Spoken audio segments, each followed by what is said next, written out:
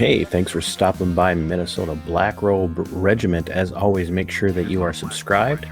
And there's two ways to do that now. There's a little banner, little white banner down there in the corner, or you can go right down to the subscribe button and do that. Check out the bell icon to get notifications of the content when it comes out.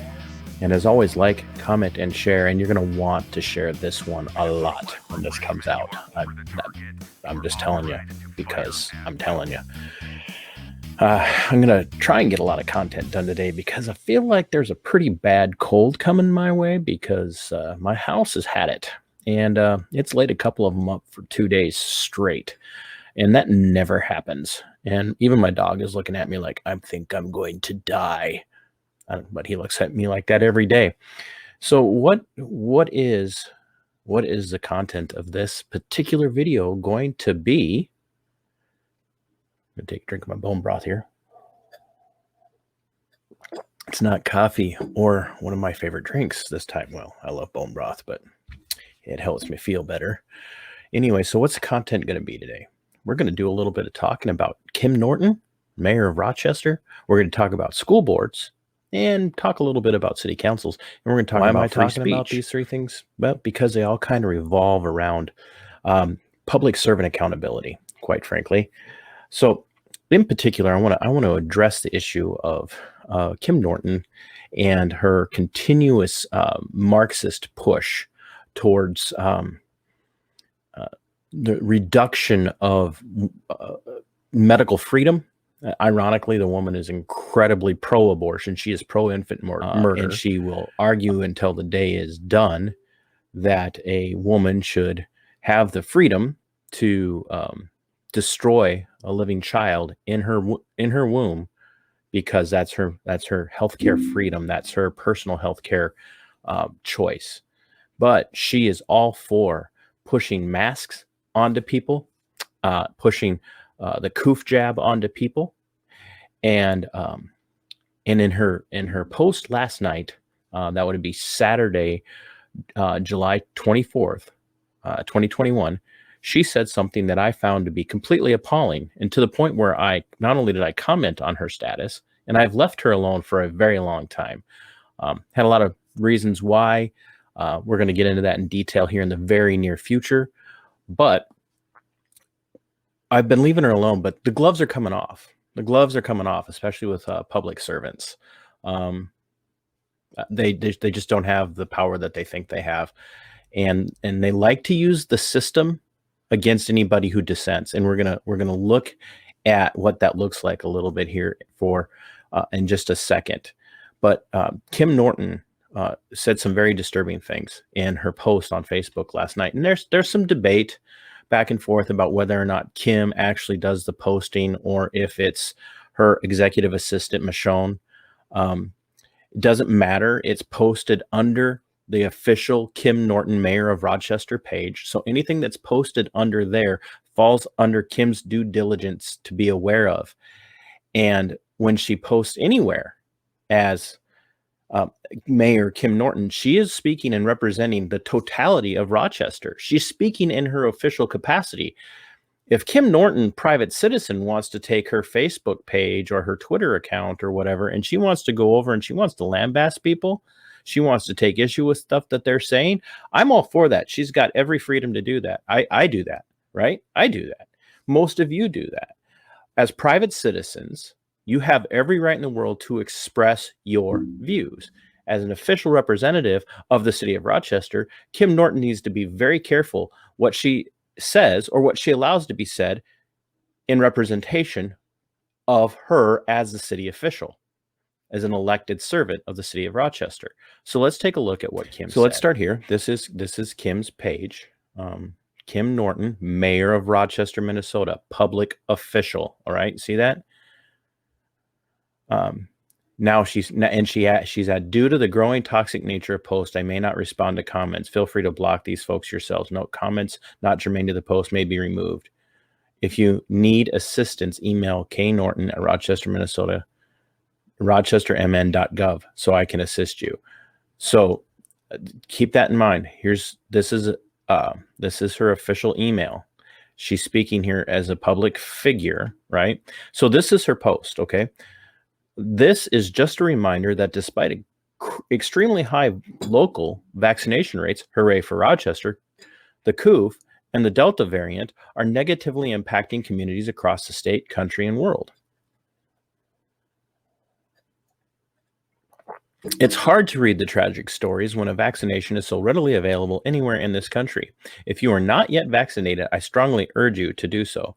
Locally, we seem to be returning to a more normal pre-pandemic lifestyle. This is exciting, but we have to be cognizant of the broader landscape as well.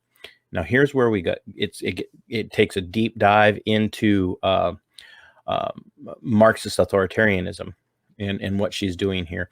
This is simply a reminder to continue to use caution and especially to be thoughtful and protect our children who cannot yet be vaccinated from the COOF. Now, remember, this is a play on your emotions. She wants you to have an emotional response by protect our children. Now, remember, this woman is all for abortion. Kim Norton favors abortion on demand. She supports it. Undeniable. So unless something has changed, Kim is of the party of abortion on demand. Okay. Now, a mask indoors at a large event is not a bad idea still and vital for those unjabbed. Continue to wash your hands often and distance from strangers or those you know to be unvaccinated to protect yourself and the vulnerable. Did you catch that? Distance yourselves from those you know to be unvaccinated to protect yourself and the vulnerable. Now, if you're not jabbed and the person next to you is jabbed and they keep telling us that the jab makes us safe, why is the unjabbed person a danger to the jabbed person?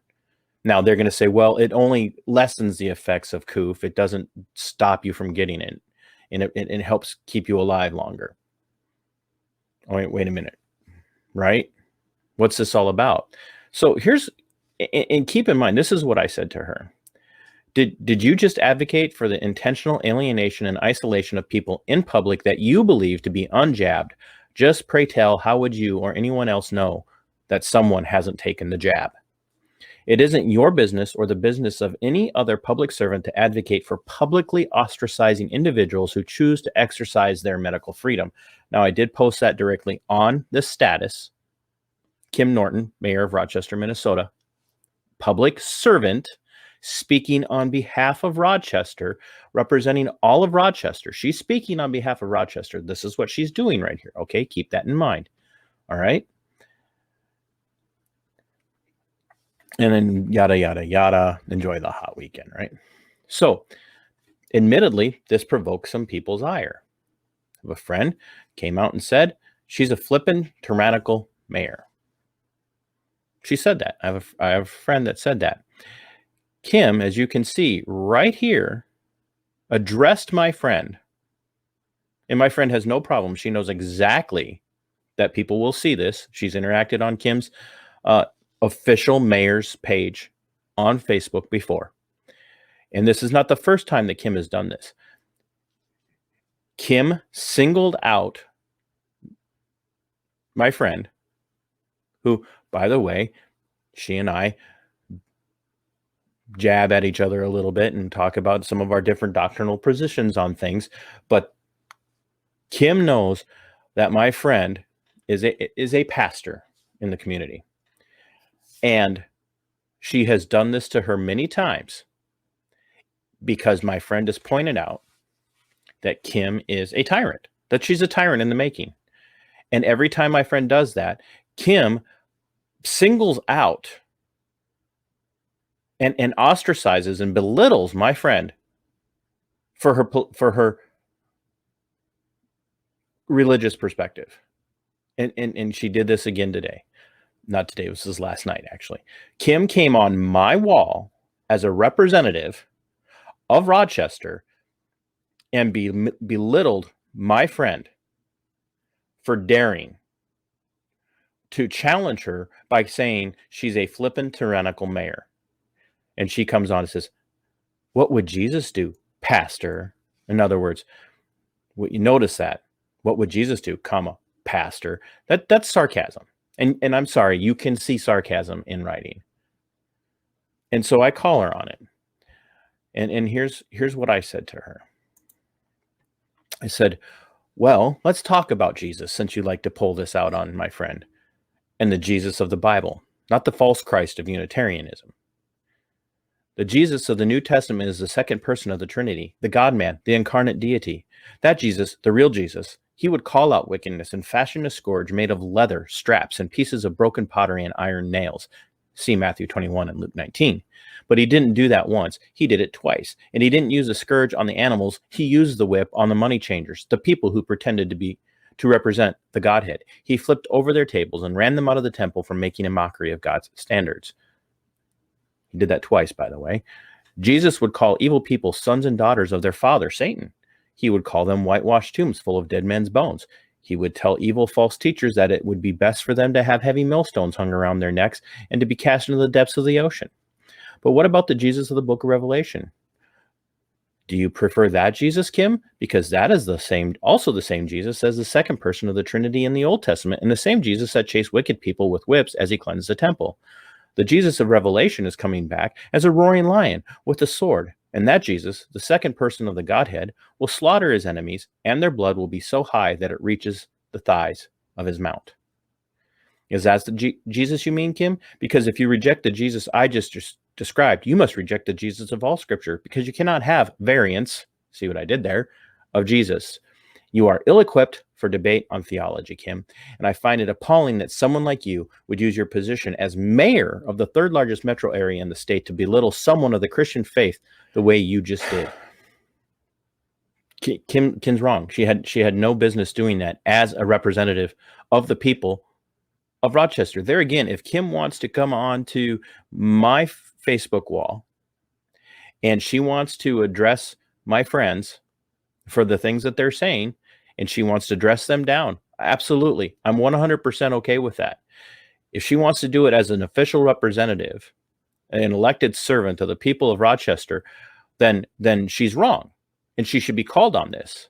She should be called on this. People need to show up at the next city council meeting in Rochester and call her out for this behavior, because I could show you name after name after name after name after name after name after name of people who have been done like this by Kim Norton as an official representative of the city of Rochester. She's blocked people from commenting on her live streams. And there again, now whether it's her personal assistant, executive assistant, whatever you want to call it,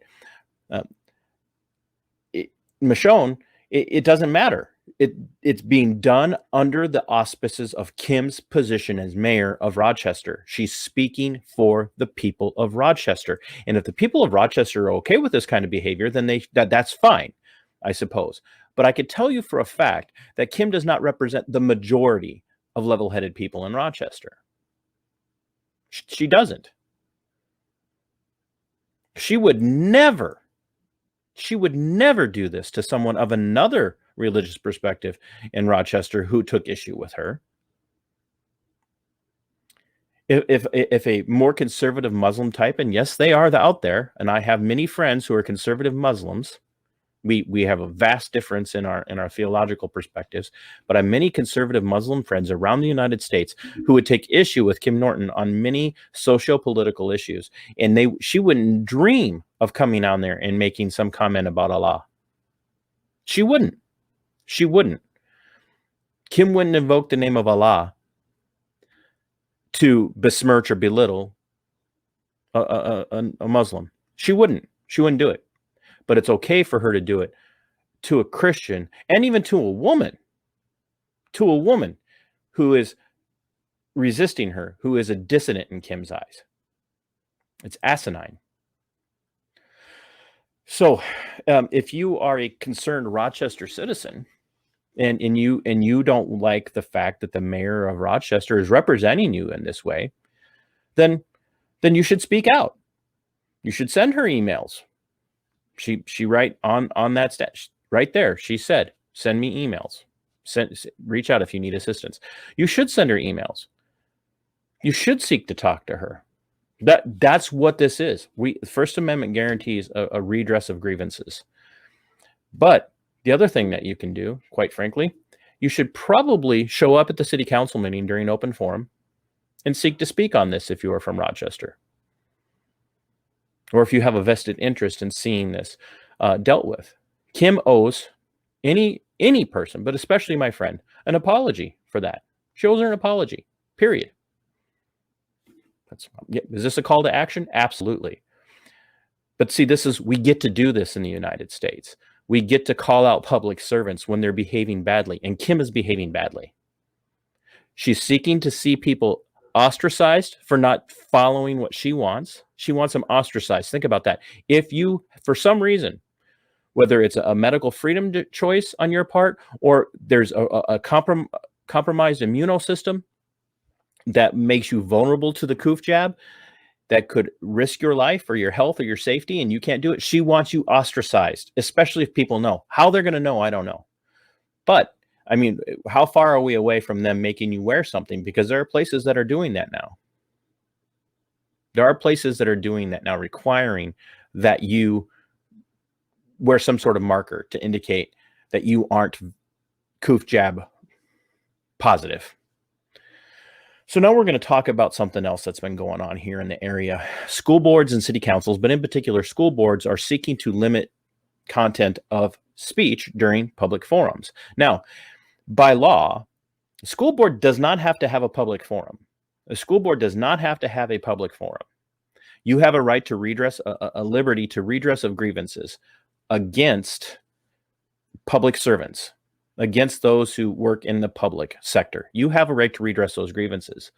But the city councils in particular, school boards do not owe you a public forum time. They don't owe it to you. But once they establish it, they cannot put restrictions on it, as long as the content that you are addressing in your public forum time is germane to the business of the council or the school board. In particular, school boards. We're going to just stick here with school boards for now. As long as you're addressing them about issues within the school district. Not only can they not restrict your time, or not restrict your content, they cannot restrict who does and does not speak, because there's no way of, and like, you come up there and you say, well, as a concerned taxpayer, where do you live? Where do you live? No, as a concerned taxpayer in this state of Minnesota. Well, what's your street? I'm not telling you my street address. What they're doing when they do that is they're putting prior restraint. And we saw this played out in Albert Lea on Monday night when school board chair Clot, whatever, before the meeting even started, before the public forum even started, said, you can't say this, you can't say this, you can't say this, you can't say this. And it was all about, you can't mention school board members by name, you can't bring a grievance about an employee of the district, and yada, yada, yada. Well, now there's a school board meeting coming up on Tuesday in Rochester, and people are going. People are going to go. They're going to show up, and they're going to want to speak. And the school board says here that they are going to be restricting a certain type of speech. And what is that certain type of speech? Well, let's take a look here.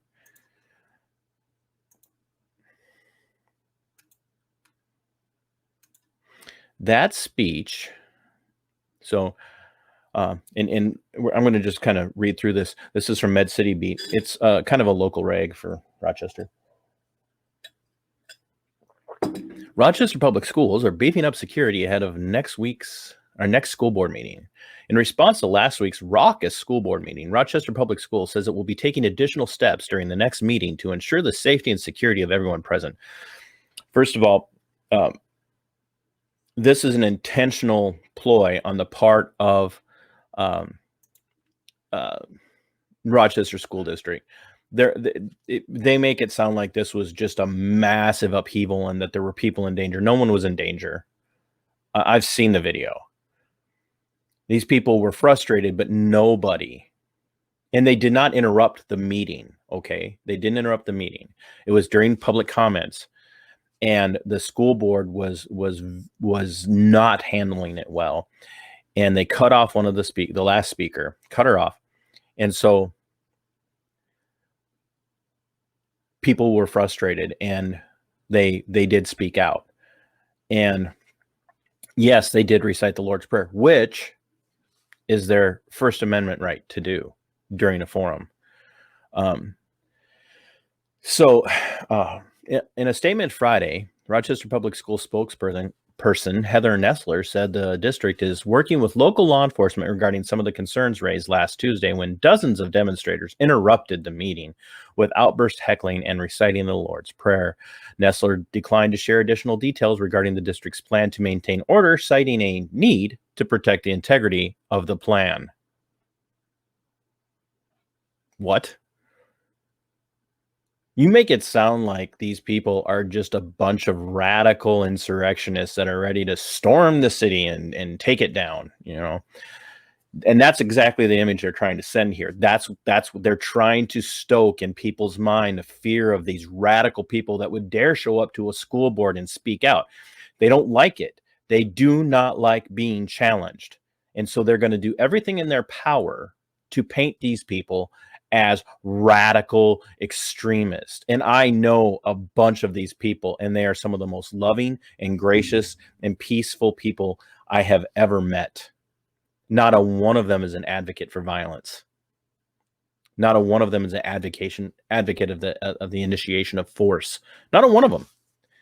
And worse, not only are they not like that, they're being painted like that by the media in Rochester.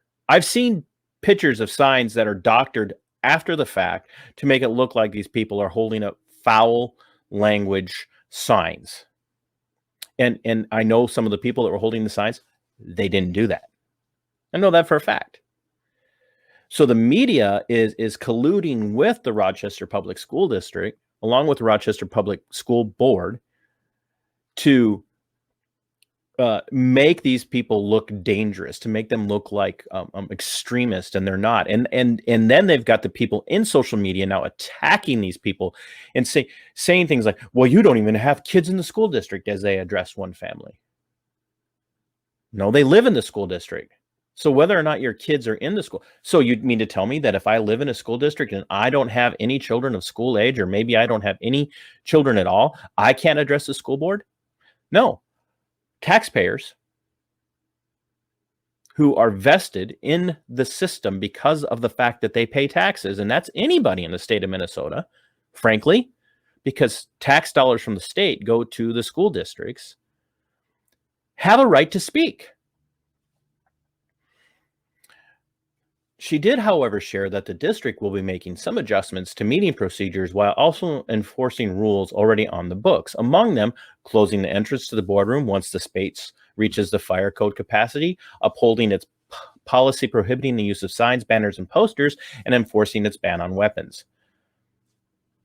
Allegedly, somebody showed up with a gun, was stopped, and they were asked to remove the weapon, and it went fine. There was no threat. They didn't show up with see how they did this. They go down here and talk about the weapon, right? They make it sound like this person came in a hostile way. And that's, even if this person did show up, that's not what they showed up to do. There are many people who have permit to carry, have permits to carry, and they show up. Now, Minnesota law says you can't carry a firearm into the school. But this person may have forgotten, whatever, but the person wasn't there as an intimidation factor, okay? They weren't there as an intimidation factor, if that's what happened. Because if they were, you would know there would have been a full-scale media blitz on this situation. It just wouldn't have happened. There was no long arm there. And that's how they're trying to make it sound. So anyway, that aside, the thing that we have to understand is prohibiting the use of signs, banners, and posters. Now, can a school board do that? And here's the thing. Does the school board have a policy in place? Absolutely. Does a policy supersede the Constitution? No, it doesn't. Now, there again, there is a time and place restriction, right? School board doesn't have to offer public comment, but it can't just refuse to give freedom of speech to one group, but not another. It can't restrict what you say if what you say is about addressing things that are happening in the school district, even if it's a complaint against an employee or against a situation that took place, i.e., Lisa Hansen on Monday at the Albert Lee School Board being told that she couldn't mention Superintendent Funk by name. Guess what?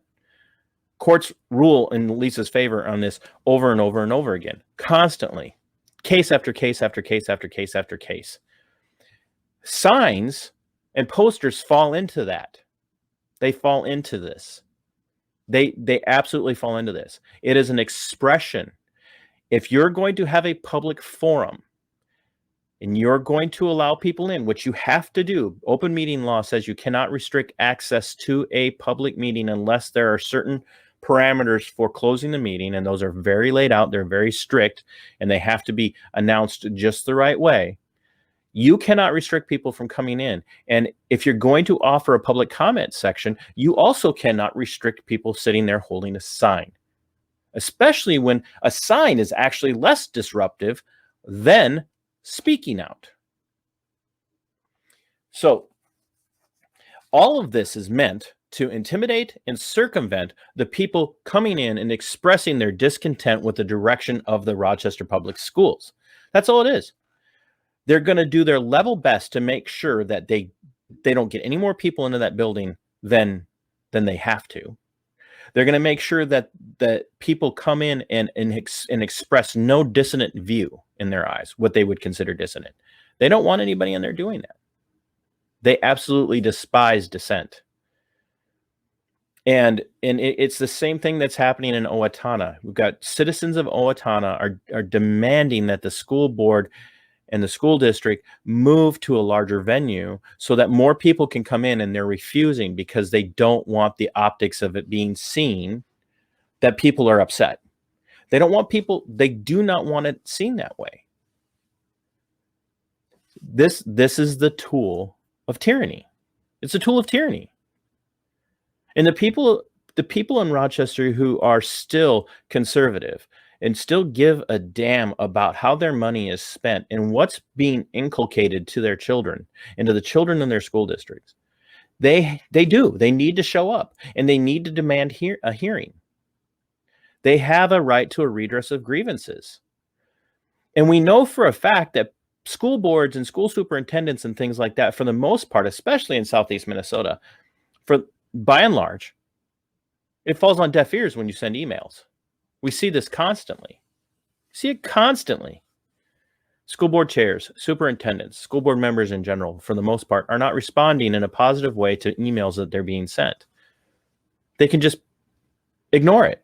So how do you have a redress of grievances? And there is no such thing as a more local form of governance than the local school board. There's nothing more local than that. And city council comes pretty close, but the school board is really where it's at. So they can shut down speech. They can tell you can't have a sign. They can tell you what you can and cannot talk about. And then they can say, oh, you have to follow this procedure. And there's never a guarantee that they're ever going to address your concern. Let that sink in. Listen to me carefully. Please listen carefully. There's a way to address your concerns in a public forum. Civility, decorum, with forcefulness, not in a physical force, but with a forcefulness of your intellect and your logic and your reasoning. There's a way to go about it. But we can't play Minnesota nice. We have to call this bunk what it is, and it's bunk. It's crap. It's garbage. And Kim Norton, going back to the beginning, is not. She's not an oddity. She's normative. She's normative for public servants in Southeast Minnesota. She represents what the vast majority of the mentality of public servants in Southeast Minnesota is. They're above you, and they can say whatever they want and never have to be held accountable. Kim Norton speaking as a representative of the people of Rochester. School boards in Rochester and Owatonna and Albert Lea and Austin, in Mankato and other places, they're doing whatever they want unchecked. And when the people take notice, then they're going to implement things to keep them from being able to really take notice or to speak out. Because how dare you notice when we're doing something wrong? It's time for the people to rise up. Rise up and take action. There again, not a call to violence, not a call to force. It's a call to a peaceable assembly for a redress of grievances. Demand to be heard. Demand to be heard. Public servants' emails should be getting flooded with complaints. And they're all out there. School board members all have an email through the school district. They have to have it. It's public. You have to address that. I don't care if it's Owatonna, Albert Lea, or Rochester. Mayors, superintendents, all of them, public emails. You have to flood their emails. Flood their emails and demand a redress of your grievances. You have to demand it.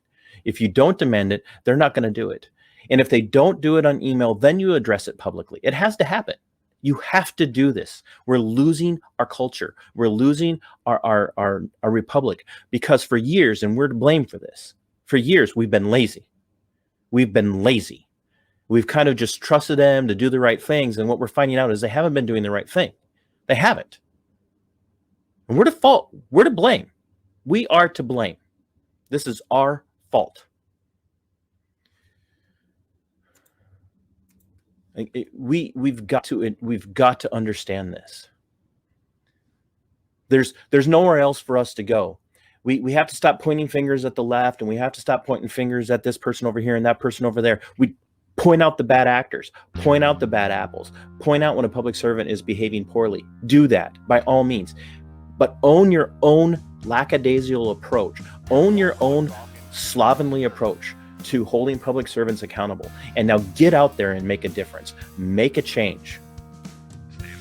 Be prepared to be embarrassed. Be prepared that they're going to come for you. Be prepared they're going to try and find a way to discredit you. They're going to try and find a way to belittle you. They're going to try and find a way to shut you down. They're going to dox you. Let that sink in. That's this whole, you got to give your address in Albert Lea, is them trying to dox you, to get your information out there, to make it very difficult and uncomfortable for you. They're going to try and dox you. They're going to do all of this stuff to try and shut you down because you dare not rise up against them. And it's too late, people.